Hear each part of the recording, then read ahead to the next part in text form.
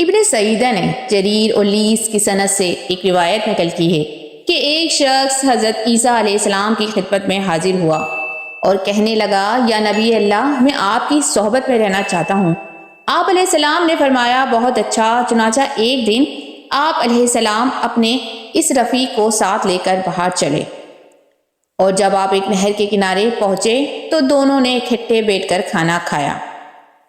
ناشتے دان میں صرف 3 روٹیاں تھیں، 2 تو انہوں نے کھا لیں اور 1 بچ گئی۔ حضرت عیسیٰ علیہ السلام اٹھ کر نہر پر تشریف لے گئے اور پانی پی کر واپس آ گئے اور دیکھا کہ ناشتے میں بچی ہوئی 1 روٹی غائب ہے۔ آپ نے اپنے رفیق سے دریافت فرمایا کہ وہ تیسری روٹی کہاں گئی؟ اس نے جواب دیا کہ مجھے معلوم نہیں۔ آپ نے فرمایا کہ اچھا چلیے۔ چنانچہ راستے میں ان کو ایک ہرنی ملی، اس کے ساتھ اس کے 2 بچے بھی تھے۔ حضرت عیسیٰ علیہ السلام نے ہرنی کے 2 بچوں میں سے ایک کو اپنے پاس بلا لیا اور اس کو ذبح کر کے پکایا، پھر دونوں نے مل کر کھایا۔ جب کھانے سے فارغ ہو چکے تو آپ علیہ السلام نے فرمایا کہ اللہ کے حکم سے کھڑے ہو جا۔ چنانچہ وہ بچہ زندہ ہو کر کودتا ہوا اور دوڑتا ہوا اپنی ماں کے پاس پہنچ گیا۔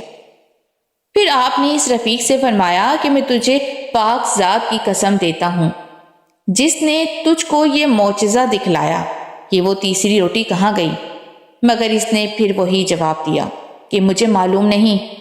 اس کے بعد دونوں آگے بڑھے اور ایک میدان میں پہنچے۔ حضرت عیسیٰ علیہ السلام نے وہاں سے ریت اور مٹی اٹھا کر فرمایا، با حکم خدا سونا ہو جا۔ چنانچہ ریت اور مٹی سونا بن گئی۔ آپ نے اس سونے کے 3 حصے کیے اور فرمایا، 1/3 میرا اور 1 تمہارا اور 1 اس شخص کا جس نے تیسری روٹی کھائی تھی۔ یہ سن کر وہ شخص بولا، یا روح اللہ، وہ تیسری روٹی میں نے ہی کھا لی تھی۔ چنانچہ اپنے رفیق سے تیسری روٹی کا اعتراف کروانے کے بعد اب علیہ السلام نے فرمایا، یہ سارا سونا میں نے تجھے دے دیا، اور یہ کہہ کر آپ وہاں سے چل دیے۔ وہ شخص وہاں تنا بیٹھا ہوا اس مال کی حفاظت کرتا رہا۔ کچھ دیر کے بعد 2 آدمی وہاں آئے اور سونا دیکھ کر اسے مارنے کے لیے آگے بڑھے اور سونا لینے کا ارادہ کیا۔ اس شخص نے کہا، مجھے مارنا نہیں، بلکہ اس سونے کو ہم 3 حصوں میں تقسیم کر لیتے ہیں، 1 حصہ تم دونوں لے لو اور 1 حصہ مجھے دے دو۔ چنانچہ اس تقسیم پر وہ دونوں راضی ہو گئے۔ اب حضرت عیسیٰ علیہ السلام کے رفیق نے کہا کہ ایسا کرو، فی الحال تم دونوں میں سے کوئی ایک شہر جا کر کھانا لے آئے تاکہ کھانا کھا کر تسلی سے اس سونے کی تقسیم کی جا سکے۔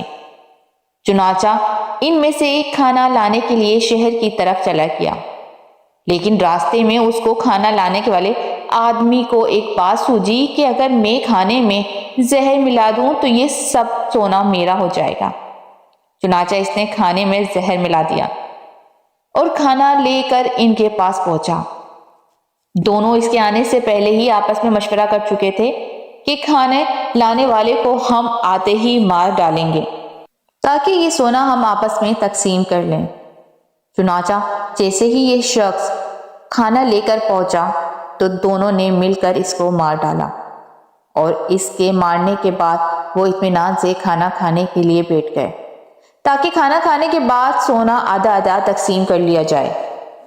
لیکن کھانا زہر آلود تھا، جس کی وجہ سے دونوں نے جیسے ہی کھانا کھایا اور دونوں مر گئے، اور مال جو کا تو وہیں پڑا رہا۔